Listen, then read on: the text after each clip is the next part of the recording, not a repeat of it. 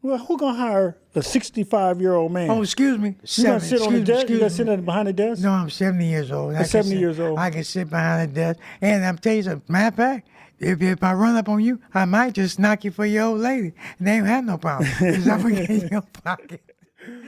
You are now tuned in to San Quentin's Ear Hustle from PRX's Radiotopia. The following podcast contain language and content that may not be appropriate for all listeners. I'm Earlonne Woods, a prisoner at San Quentin State Prison in California. I'm Nigel Poor, a visual artist, and I volunteer at San Quentin. And together, we're going to take you inside. I can't do this. I can't take care of you, man. You gotta go. You gotta go to the hospital, man.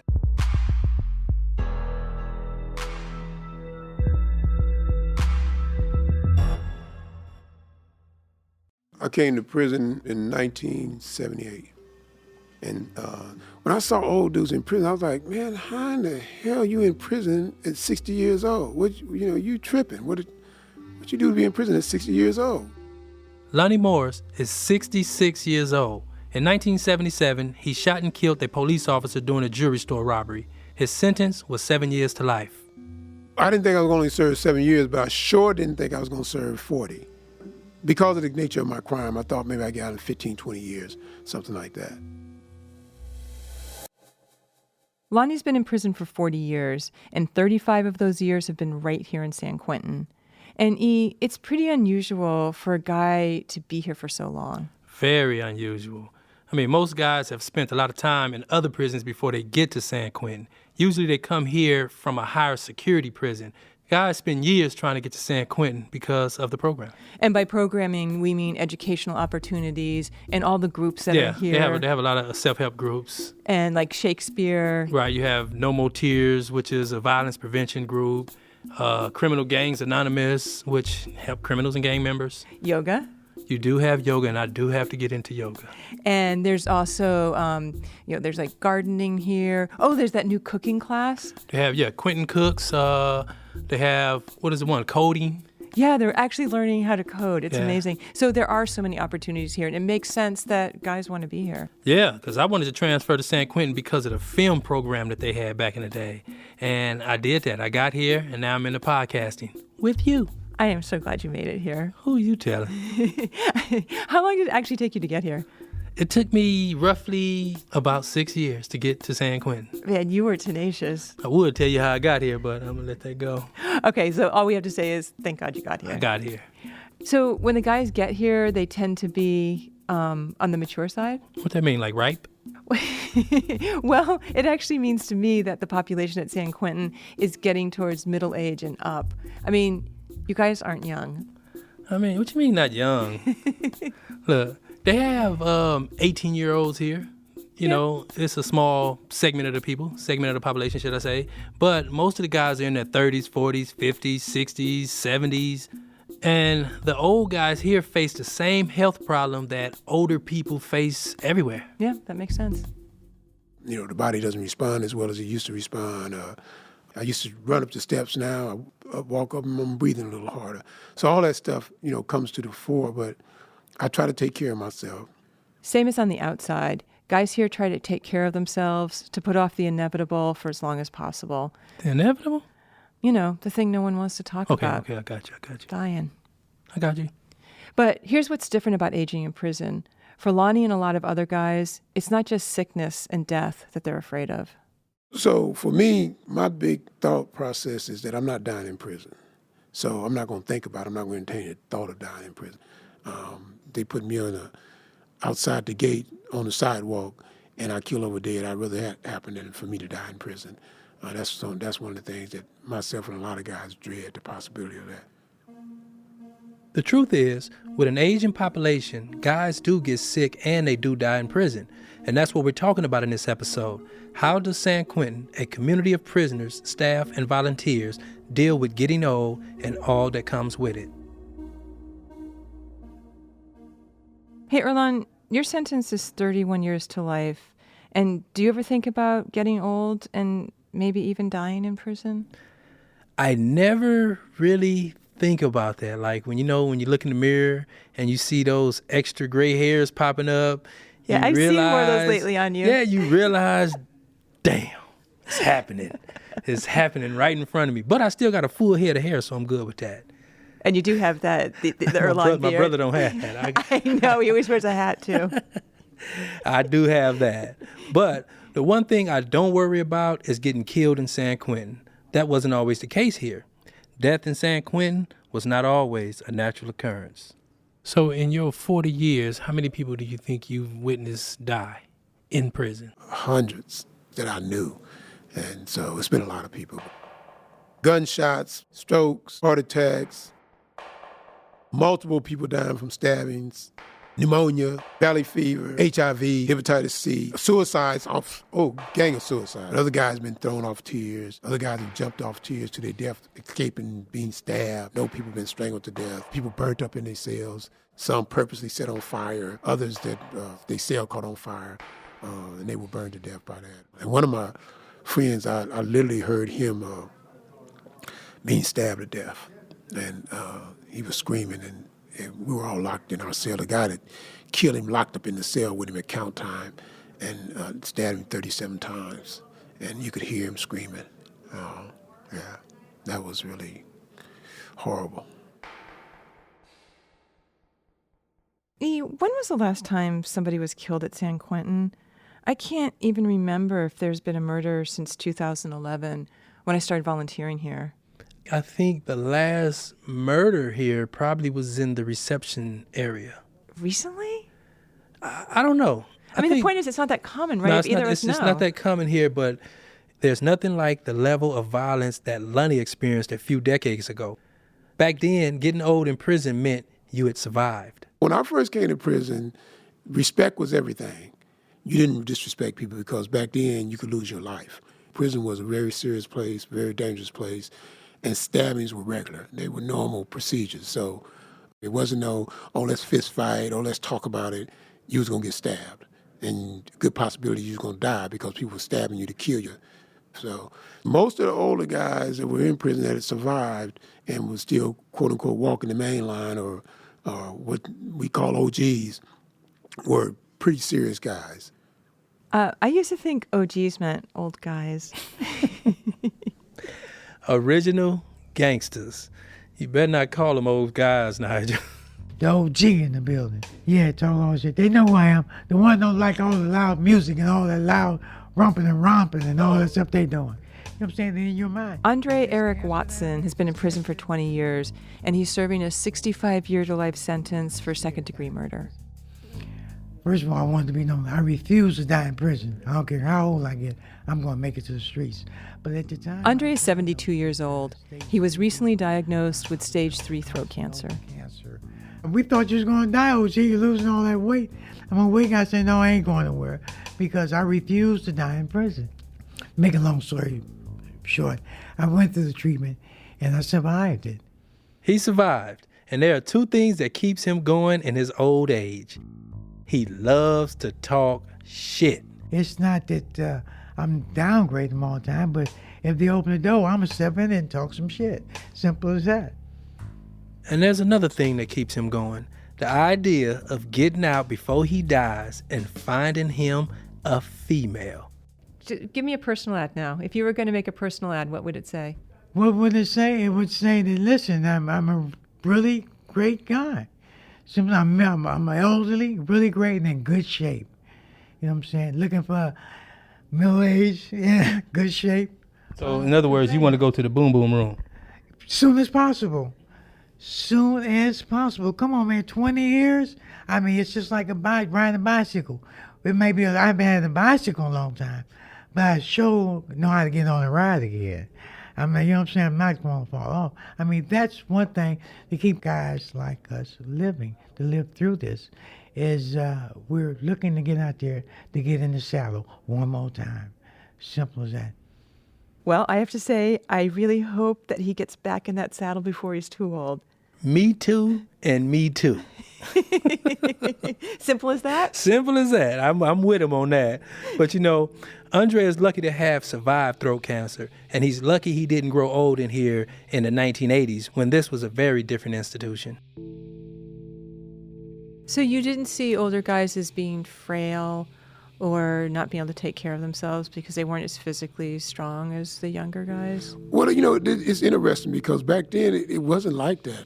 You couldn't afford to be frail and weak and fragile and vulnerable. Old cats was out there lifting, 5 and 6 quarters. They 60 years old and they pumping out and got 18-inch arms and 19-inch arms. So everybody had to stay fit. That was part of the regimen.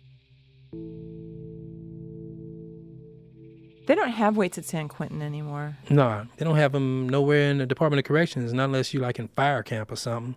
But, we all surmised that California took them out of the prisons because the correctional officers couldn't control dudes. What, because they were getting so big? They were huge, like dudes walking around with 25-inch arms.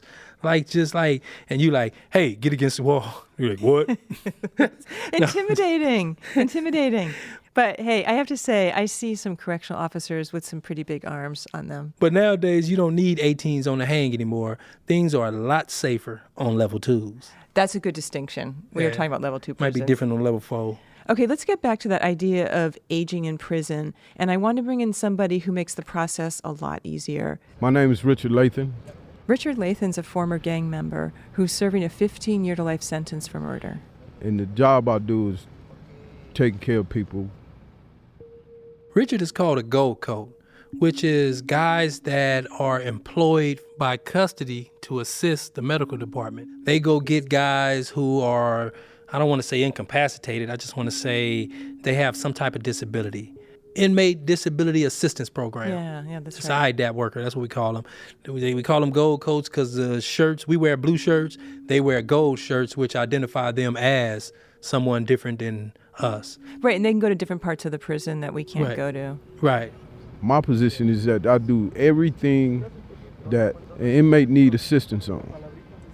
Going to get his food, cleaning up scabies, cleaning up feces, basically, assisting an inmate and when he used the bathroom on himself, making sure they get to their appointments, assisting them if they can't read or write. I basically just sit and wait to be needed, per se. So when you say people that need help, you mean like elderly? It could be elderly. It can be people that had operations, guys who have dementia, maybe, or guys who have colostomy bags. It could be guys mobility impaired or hearing impaired. It could be cancer patients bleeding. Then I have to take them to the hospital, come back, clean the blood up, make sure their cell is clean. Richard's kind of an assistant, I would say, in the infirmary. Right. But we should make it clear that they're doctors, nurses, and other professional medical staff that work at San Quentin. And guys call it a hospital, but technically it's an infirmary. Yeah, it's a newer infirmary. It's actually called a Correctional Treatment Center, and it was built in 2009. Right, it's actually the first building you see when you walk in through the gate. Right, and it's a new modern. It has like 5 floors. It's pretty fly for a prison, an old prison. Yeah. Have you been there? I've been in there. Yes. For what? You have to go there for dental. You have to go there for mental health. You have to go there for doctor appointments. I've only been on the 4th floor for filming purposes. Yeah, the dreaded 4th floor. Yeah, the 4th floor, that's where the guys are really sick. That's where they go. It's the place where a lot of guys don't want to end up. Was it depressing when you went up there? Well, I mean, I was just looking at it from the point of view where you just stuck in a cell. Oh, man. I just imagined it was like a room at a hospital. You thinking of like some military hospital? Exactly. Everybody what I was just laid thinking. up next to each other. They can like look over like, hey, what's up, Frank? No, that's exactly what I was thinking. You're in a cell. So have you ever noticed guys that didn't want to go like to the 4th floor when they're sick because they don't want to be alone or something like that? Yeah, it's been quite a few guys. It's been quite a few guys didn't want to go to the 4th floor because they figured all they gonna give them is pills. I said, man, what you gonna do? Sit here and die?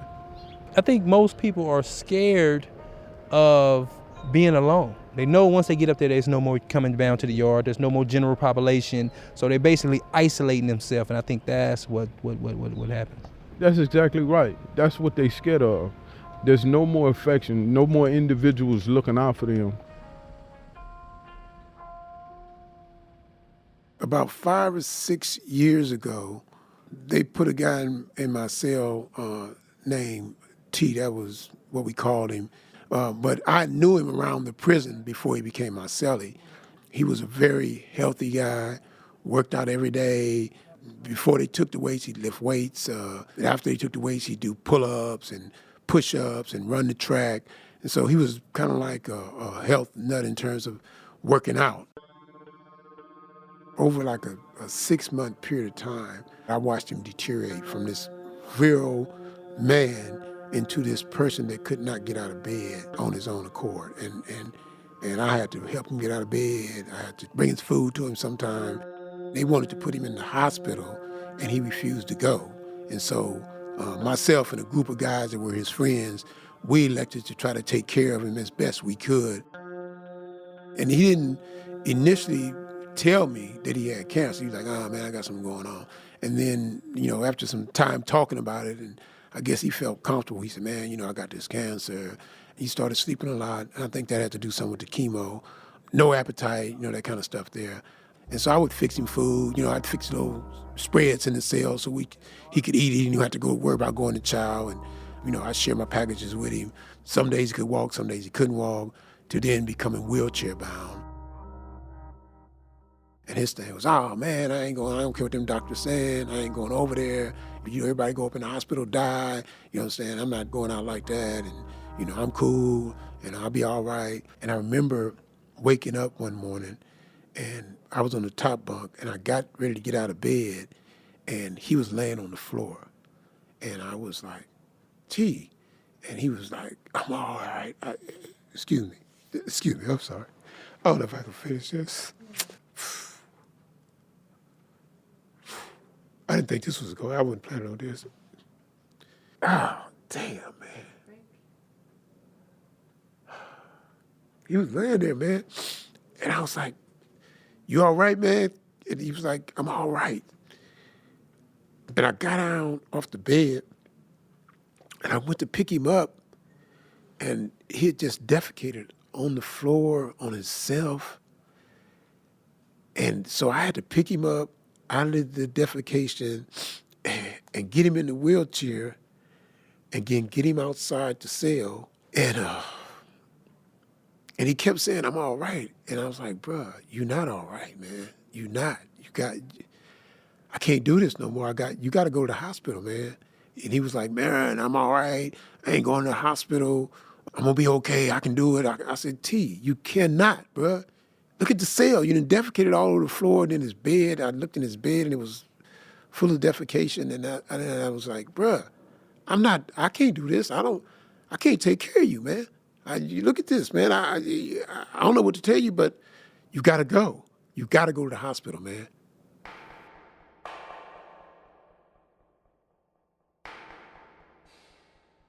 This took place about 6 years ago, before San Quentin had gold coats like Richard, who could have helped with this situation. So if you get guys that are stubborn or just tired, don't want to come out their cell, what's your position? Well, if you tell me you sick, you coming out of there. I'm not going to let you sit in there. I'm going to make sense of it. I say, look, when you come in here and you dealing with me, you can't just sit in the cell and die. You're not going to do that. Because I'm going to let them know. I said, you can fight me all you want, but you're going to the hospital. And they understand. Nigel, I asked Richard why he spends his time taking care of the sick and the elderly, because it can't be an easy job. Oh, man, no. Why do you take that stance? Because I was a gang member. So now this is my chance of giving back. So this is how I do it. I figure if I give back to life, then my life will be given back to me. 26 years ago, I did take someone's life. And I'm with 2 attempted murders in the process. I was young then, 21 years old then. I'm turning 49 in January. I don't have the same outlook no more. I don't have the same ideologies. I don't have the same values, instill street values. No, don't abide by that. You know what I'm saying? Richard's not getting any younger himself, and he's had his own health problems. I done had a seizure a couple weeks ago, And the only thing I can think about is taking care of the fellas. It's the only thing I can think about. Like we said, the Gold Coats weren't around when T was dying. When we come back from the break, we'll hear what Lonnie did. So T is dying in his cell, but he refuses to go to the hospital. And Lonnie, his cellie, is having a really hard time with it. I can't do it. He has to go. And I told him that, and they came and got him. And they took him to the hospital, and when he got up to the hospital, he told dudes, man, Lonnie sold me out, called the medical people on me, and had me sent over here to the hospital. I don't need to be over here. And he was complaining, and I was very, very, very angry. I was incensed. I was like, I'll be damned. I done took care of this dude all this damn time, did all this stuff for him, and he gonna say now that I crossed him into the hospital? What the hell am I supposed to do? So I was just really angry about that. And I remember sending word up there, and I felt bad after I did because this man is dying. But my anger got the best of me. I said, well, man, you tell T to go to hell, bro. He's a damn underappreciated dude that after all I done, he gonna send word out here that I sold him out. I said, that's BS, And I was cussing then. I'm not trying not to cuss right now. But anyway, that was the really difficult part, was that this is the way the relationship, kind of ended. He stayed up in the hospital a month or two, and then he died. So they, obviously they came and told me he had died and all that. And then we had a memorial service for him, went to that, and, yeah.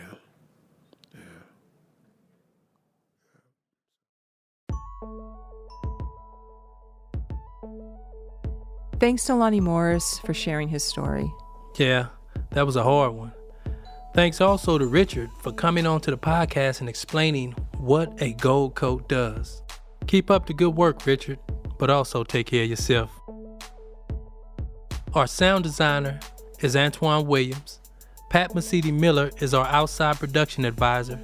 Our story editor is Curtis Fox, and our executive producer for Radiotopia is Julie Shapiro. We also want to thank Warden Ron Davis, and as you know, every episode has to be approved by this guy here. I am Lieutenant Sam Robinson, the Public Information Officer at San Quentin State Prison, and I approve this story. Next time on Ear Hustle, our final episode of the season. It's about getting out of prison the right way and the wrong way. I didn't really know if I was going to make it, but I'd put so much effort into it, and I had planned it, and I had to ask myself, you talk a good story, and I'll see if you're going to follow through.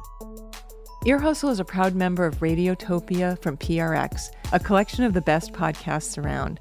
Radiotopia is made possible with support from the Knight Foundation. Hear more at radiotopia.fm. Please follow us on Twitter and Instagram at EarHustleSQ. And for more information on all things Ear Hustle, go to our website, earhustlesq.com. Nigel has been telling me about all those iTunes reviews, and thank you. Thank you for all the positive reviews. We appreciate that. So, for Sarah Koenig and Earlonne Woods, no. Wait a minute. I do not sound like Sarah Koenig. I don't care what people say. That's a compliment. I know, but I just don't hear it. Normally pimping on the deer. I can't stop him. He macking and pimping every time I see him. You guys go to sleep and dream about it and wake up and think the game is real. That ain't game. That's dreams. And thanks to Andre Eric Watson for popping into our studio and talking some shit. When I started talking to you, you started sharpening me up on different things, but... Well, it must not be taken, because as long as I've been trying to sharpen you up, you're still dull. On the real, though, I'm Earlonne Woods. And I'm Nigel Poor. Thanks for listening.